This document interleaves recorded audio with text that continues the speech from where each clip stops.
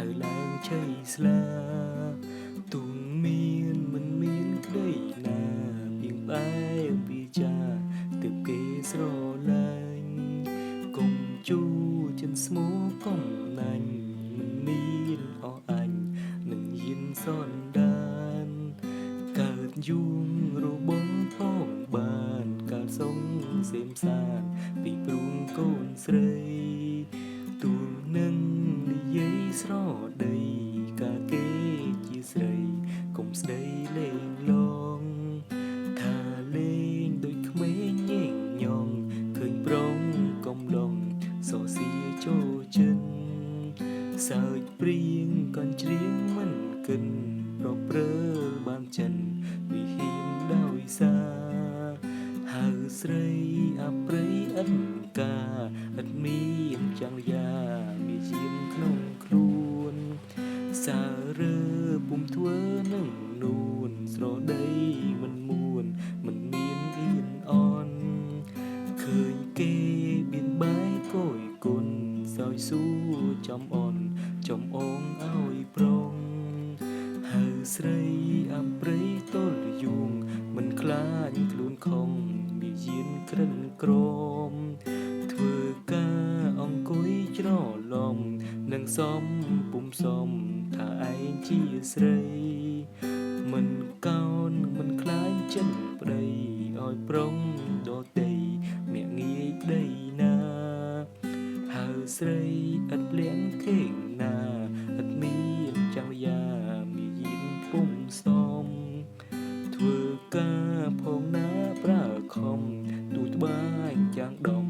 លៀងខំឲ្យហើយ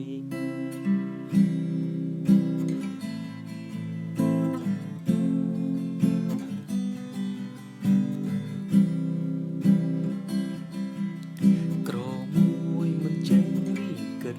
ឃើញញៀនឆ្ងាយចិនហើយឡើងជ័យស្លាទូនមានមិនមានក្តីណាពីបែបវាចាទើបគេស្រឡាញ់កុំជូចិត្តស្មោកុំណាញ់មិនមានអអញមិនមានសនដានកើតជួងរបងផងបានកើតសុំសេមសានពីព្រួងកូនស្រីទូននឹងនិយាយស្រដីកាគេជាស្រីកុំស្ដីលេឡងថាលេងដូចក្មេងញែងញងឃើញប្រុងកុំឡងសរសៀចូលចិត្ត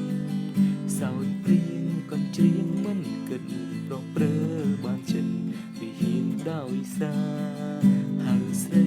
អប្រិយឥតកាឥតមានចាំងយ៉ាវិយាមក្នុងខ្លួនសារើពុំធ្វើនឹងនួនស្រដីមិនមួនមិនមានអៀនអន់ឃើញគេបៀនបែកគយគុណសោយស៊ូចំអនចំបងឲ្យប្រុងហៅស្រីអប្រិយទូលយួងមិនខ្លាចខ្លួនខំវិជានក្រិនក្រមធ្វើការអង្គុយច្រឡំមិនសមពុំសមថាឯងជាស្រីមិនកោតមិនខ្លាចចិនប្តីឲ្យប្រុងដតីមាក់ងាយប្តីណាហៅស្រីឥតលៀងខេងណាឥតមានកញ្ញាមានយានពុំសមធ្វើការផងណាប្រើខំទូត្បាញចាស់ដ